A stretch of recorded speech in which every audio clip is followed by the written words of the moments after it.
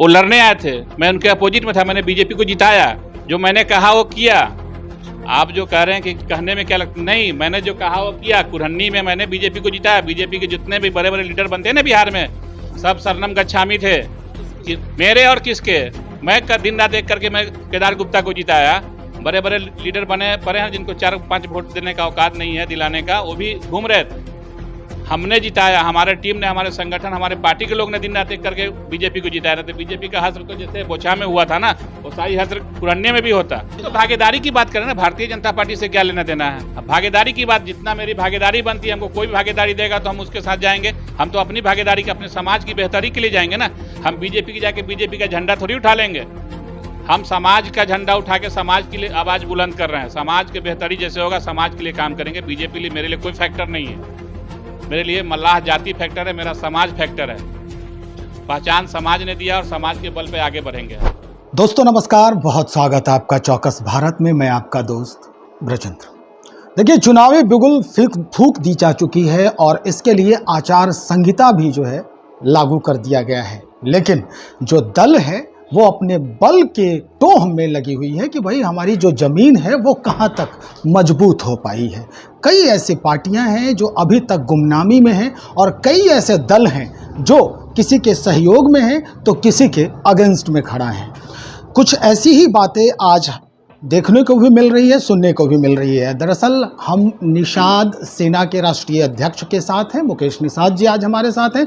कुछ बातें हैं जो इनसे भी करना है चुनाव को लेकर। कई तरह की बातें हो रही है। आप नाराज़ हैं भाई, जो पुराने निषाद के जो प्रणेता हैं, जो कहते हैं कि हम जनप्रतिनिधि हैं अपने ही जात वालों की, तो क्या अब समीकरण में ही आप बट्टा लगाने निकलेंगे क्या? नहीं, आप किन की बात कर रहे हैं? निषाद का नेता कौन है? बहुत सारे लोग हैं निषाद के, निषाद जो कहते हैं मुकेश सहनी है, हरी सहनी। निषाद बोल के कोई जाति नहीं है। निषाद वर्ण व्यवस्था है, पहले इस बात को आप जानिए। निषाद कोई जाति नहीं है। हम आज मल्लाह जाति की बात करने बैठे हैं। आज प्रेस वार्ता हमने मल्लाह जाति के अकॉर्डिंग किया, मल्लाह जाति के बिहाफ में किया कि मल्लाह की भागीदारी, आज की कैबिनेट जो विस्तार हुई है अभी रिसेंट, उसमें मल्लाह की अनदेखी की गई। अच्छा, इसलिए मैंने प्रेस वार्ता बुलाई कि अभी 24 में अगर हमारी अनदेखी इसी तरह की गई तो 24 में हम लोग अपनी शक्ति दिखाएंगे और जो आज जो महंत बने बैठे हैं उनको उखाड़ फेंकेंगे। वही महंत तो हम पूछ रहे हैं, वो हैं कौन महंत? आज महंत देख रहे हैं ना, आज नीतीश कुमार बने हैं। अति पिछड़ों का, जो भी अति पिछड़ों को बर्बाद करने का अगर जिम्मेदारी बिहार में लिया तो नीतीश कुमार हैं। उनके सहयोगी बीजेपी है।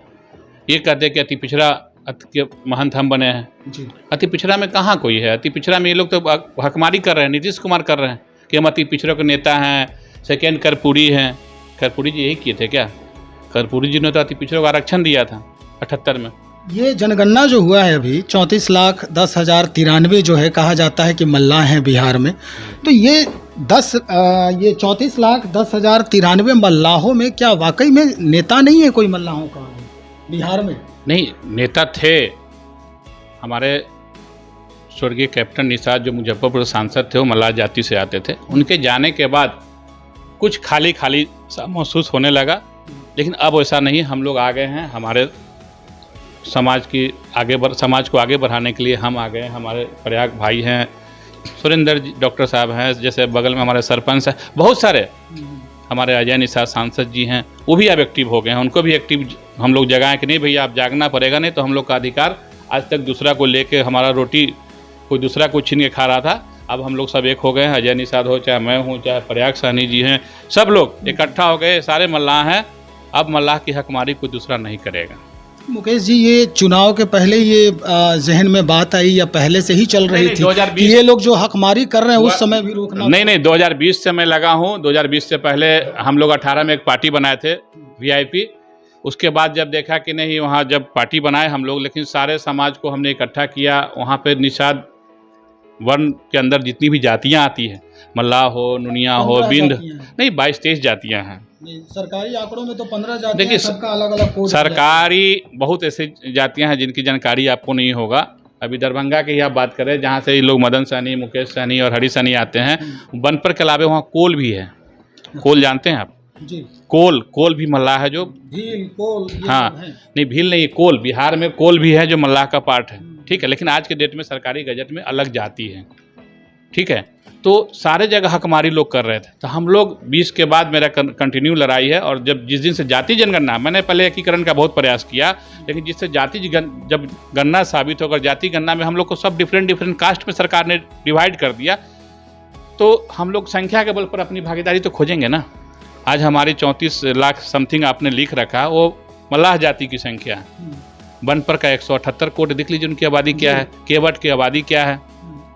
तो जिसकी जितनी संख्या है, सरकार अगर समाज का शुभचिंतक होता, मल्लाहों का शुभचिंतक सरकार आज की होती, तो निश्चित रूप से मल्लाह को भागीदारी सुनिश्चित करती कैबिनेट विस्तार में। आम चुनाव में शिरकत करेंगे आप? बिल्कुल करेंगे। राजनीतिक दल भी मैंने बना रखा है, मेरा संगठन में, और सैकड़ों संगठन का समर्थन हमको प्राप्त है। हमारी संख्या है, क्यों नहीं करेंगे। 10 लोकसभा में ऐसे 10 लोकसभा है जहां पर हमारा 4 लाख 5 लाख की आबादी है हमारे, तो निश्चित रूप से शिरकत करेंगे। और लोकतंत्र में जो लड़ता नहीं उसको अधिकार कैसे मिलेगा, बिना लड़े हुए तो अधिकार संभव है नहीं। आपको यकीन है कि 34,10,093 लोगों का आप प्रतिनिधित्व कर पाएंगे? बिल्कुल, क्यों नहीं, पूर्ण विश्वास। हम जाएंगे, समाज के बेटा हैं तो समाज के बीच में जाएंगे हम। जो हमारे बड़े बुजुर्ग गार्जियन, उनका आशीर्वाद प्राप्त होगा, छोटो भाई का सहयोग मिलेगा। बिल्कुल, माता बहन है जो भी आशीर्वाद देगी, निश्चित रूप से जाएंगे, सहयोग मिलेगा, मिल रहा है। 2020 में मैं अपनी व्यवस्था अलग किया समाज को जगाने के लिए। मैंने देखा कि नहीं, जो पहले जिनके साथ था वो समाज को ठग रहे हैं, तो मैंने कहा नहीं, एक अलग व्यवस्था बनाएंगे। सारे शिक्षित लोग हमारे साथ जुड़े हुए हैं, एक से एक स्कॉलर हमारे साथ है। तो सब हम लोग एक नया व्यवस्था बना रहे हैं, और समाज को कैसे भागीदारी सरकार में मिले, ताकि सरकार जो हमारे समाज है मूल धारा से जुड़ सके, उसके लिए हम लोग व्यवस्था बना रहे हैं। हम लोग समाज में जा रहे हैं 2020 से निरंतर। मैंने 23 में पार्टी की घोषणा की है। 3 साल तो मैंने समाज के बीच में गए और सब उनका राय मशविरा लिया। तब समाज के लोग ने कहा नहीं, आप आगे लड़िए, समाज का आशीर्वाद आपको मिलेगा। कहाँ क्षेत्र है जिसका चयन आपने कर लिया है? देखिए, उत्तरी बिहार की बात करें तो हम बगहा से पूर्णिया तक हमारे समाज की बहुलता है। 1 नंबर विधानसभा से शुरू करते हैं, वाल्मीकि नगर 1 नंबर लोकसभा है, वहाँ से शुरू करेंगे। तो पूर्णिया, कटिहार, लास्ट बॉर्डर है बिहार का, वो सारे लोकसभा में हमारे समाज की काफ़ी आबादी है, सब भरा पड़ा है। तो मतलब आप कहाँ से लड़ेंगे, ये कहना, आपके कैंडिडेट कहाँ से? देखिए, हमारे कैंडिडेट जो अभी हम लोग आपस में, जब टीम कोर कमेटी की बैठक होगी, हमारे दल के सभी लोग बैठेंगे तो उसमें तय होगा। अभी हम लोग 10 लोकसभा को चिन्हित किए हैं। 10 लोकसभा में वाल्मीकि नगर है, बेतिया है, मोतिहारी है, सीतामढ़ी है, वैशाली है, सुपौल है, ये सब लोकसभा है जहाँ पे हम लोग तैयारी कर रहे हैं। सीतामढ़ी और खगड़िया की बात जो आप कर रहे हैं, तो वहाँ पहले से भी मुकेश सहनी का दबदबा रहा है। खास करके खगड़िया में तो वो अक्सरहा जो है वो कहते नज़र आते हैं कि भाई हमारे लोग यहाँ पर हैं और हम उन्हीं के बदौलत ये करते हैं, सांसद में भी शिरकत कर सकते हैं, सांसद बनते हैं। तो वहाँ आप कैसे उनका यह करेंगे सामना? देखिए, खगड़िया की आप बात कर दी है। खगड़िया में जिस समय मुकेश सहनी चुनाव लड़ रहे थे, संयोग से मैं उस समय उस पार्टी में था। सभी लोगों ने उनको नकार दिया था। मैं प्रभारी था लोकसभा का, और सभी लोगों ने नकारा। बहुत अधिक मत से हारे थे। आप बोलने में भी शर्म लगता है कि इतना आबादी रहने के बाद उतने भारे मत से हारेंगे, फिर कहेंगे अभी वही कह रहे हैं कि हमारी जीत है। हे भगवान, कहने में कुछ जाता है क्या? मेरा बस यही सवाल है, कहने में कुछ जाता है क्या? यही सवाल है मेरा। अभी कह रहे हैं बिल्कुल, हम जो कह रहे हैं, कुरहनी में वो लड़ने आए थे, मैं उनके अपोजिट में था, मैंने बीजेपी को जिताया। जो मैंने कहा वो किया।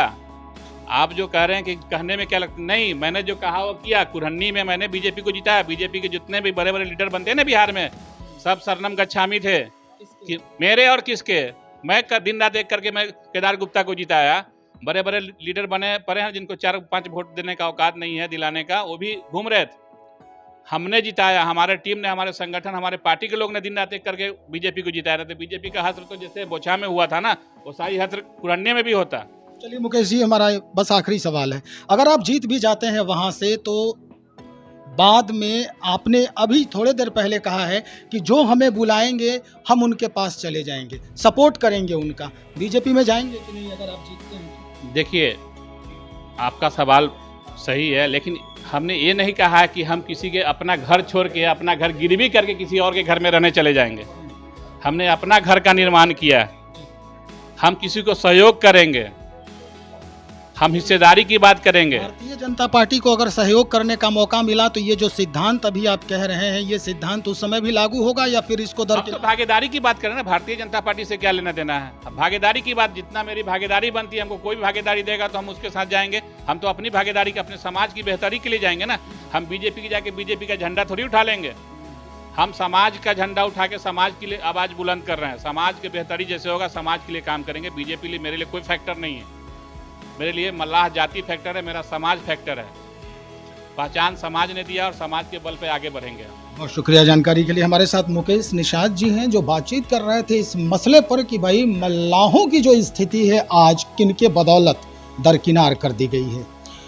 इन्होंने स्पष्ट ये भी किया है कि भाई कुढ़नी के जो उपचुनाव हुए थे उसमें मुकेशम शरणम गच्छामी ही हो गई थी भारतीय जनता पार्टी, जिसके बदौलत वहाँ के जो इस समय जनप्रतिनिधि हैं वो सदन में शिरकत करते हैं। तो चलिए देखते हैं, चुनाव में बहुत दिन अब नहीं रह गए हैं और मुकेश निषाद जी जो कह रहे हैं वो कहां तक समीचीन होता है और इसे पटल पर कैसे उतारा जाता है। बने रहिए हमारे साथ, बहुत शुक्रिया आपका।